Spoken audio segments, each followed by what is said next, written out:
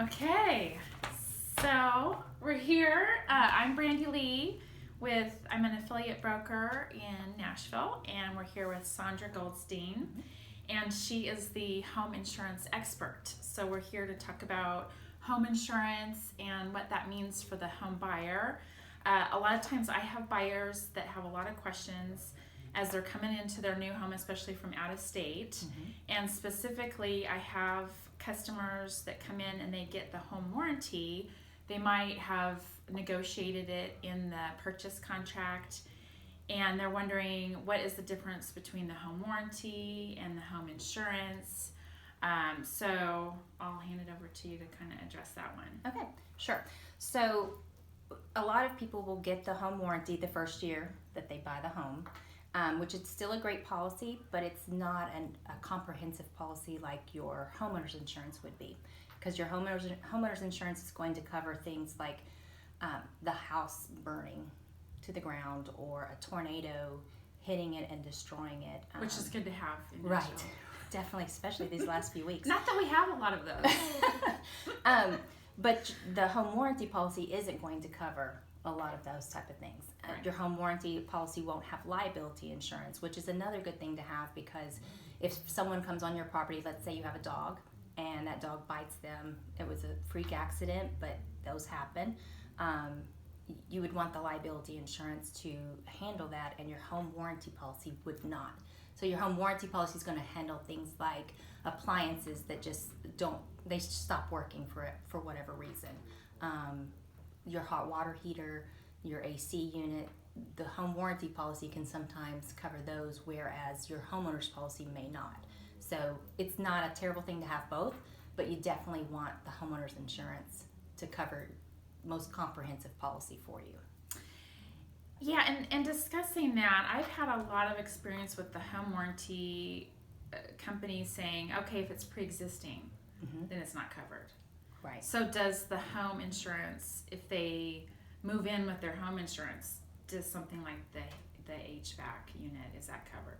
So it would be covered if at the time of loss, they already have the homeowner's insurance under their name in force. Okay. So if something happened prior to them moving in, let's say there was a hailstorm 2 weeks prior to them moving into this house, and now they're just discovering that because of that hailstorm I have leaks in my house, but that policy is not going to cover them. Right. But they could ask the previous homeowners to cover it, because it would have been covered during the time frame that they had the policy. Oh, I so see. You could go and ask the other homeowner if you have access to them. Okay. So that's a good loophole, is that if there is a pre-existing condition that they just discovered right after they moved in, then they could leverage into They could try. It's never guaranteed, but you could definitely, prove the case that this hailstorm happened at this date. They had the policy in force at that time. We're just now seeing the damage from it because of the leaks in the house, and they want them to try to fix it. I've seen where it's happened, but you can never guarantee and say it would definitely get paid by the other person. Right. But it's something to always check into. Right. It's worth a shot. Right. Okay. So what should homeowners, when they're shopping around the different companies, look for in a home insurance company? Okay. So you're going to want to look for a carrier that is rated really high with AM Best, because you want to make sure that it's a carrier that is going to be there for you when you have a time of loss. So a total loss especially, you want to know that they're going to pay for your claim. You want to make sure that they are rated really well in claims and financial standing, and you can find all this on a website. You just type in financial stability of insurance carriers, and all of them will come up, and you'll be able to see to make sure that you have a really good carrier that's going to be there for you in your time of loss. And I would think too, maybe an agent that's local, that you can go in their office if you need something explained. Definitely. Someone that's the way I tell my clients is, I'm your mediator. I'm the person that's in between you and the insurance carrier. Insurance carriers aren't always perfect. They miss things. So if you call your agent is there to mediate for you and try to make sure that you're getting everything paid for that you're supposed to be getting paid for. If you have any complaints or concerns or just something doesn't sound right or you just don't understand something, having that agent that you know you can pick up the phone and call is always a really big plus. Right. Yeah, especially when there's so many search options to compare, and then you think you're getting the best deal, but then the person might not even be anywhere near you. Correct. They may just not know the policy coverages. It could just be someone in customer service that, you know, they may not know the answers for you, and they don't know you personally like your agent would, so they're not going to fight for you the way someone that you have a relationship would fight for you. So it's always a good thing to have an agent. And so you service all of Nashville?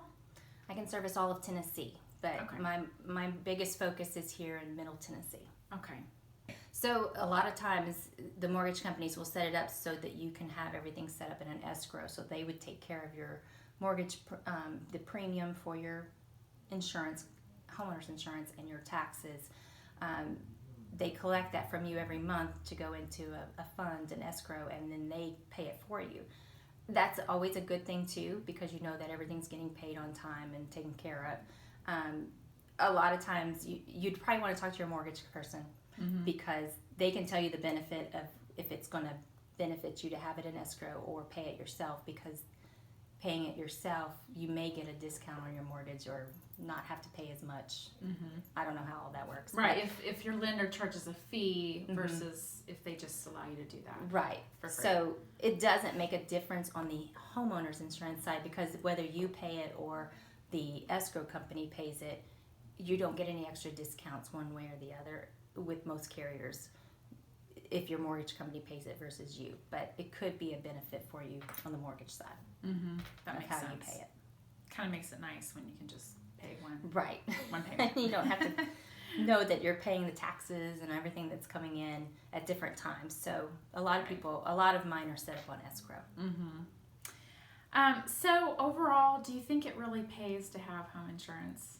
Most definitely. Unless you are one of the, millionaires out there that could self-insure, then you definitely want a homeowner's policy, because that policy is going to protect you. It's going to protect your assets. It's going to protect, everything you've worked so hard for to have that home. So it'll protect you in being able to replace whatever's, if it's stolen, if a tornado destroys the home or a fire, that it's going to be replaced and you're going to get back what you need to get back on your feet. Another thing to look at on the homeowner side is a little extra protection, which is called an umbrella policy. Have you heard of that? No. So an umbrella is just how it sounds. You would have your home and auto, those that may have a boat or a second home, all that's considered your underlying insurance.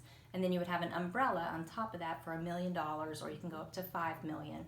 But it's just another extra layer of protection, because if you were in a really bad accident or you had someone on your property that tried to sue you because they got hurt, then this umbrella is another layer of protection to pay anything over what your homeowner's policy would pay. Okay, so that's a really good tip, is to check and make sure you have the umbrella right there. It's just another way to protect all of your assets. Yeah, and that is a really good tip since we're going into 4th of July. Right. Things happen. There's all kinds of accidents that can happen from a sparkler or having friends over. Definitely. They trip over something in your yard because it's dark. And that's another reason where having the dogs, if they get anxious or anything scared because of the fireworks and then they bite someone, that can be a pretty big lawsuit on your hands if you're not careful. And that's why it's important to do the umbrella, because it's just that if someone sues you, it's probably going to be over the $300,000 that your normal policy has for liability. So if you have that umbrella, you at least have another $1 million on top of that $300,000 that's going to protect you and everything you've worked for. Perfect. Okay.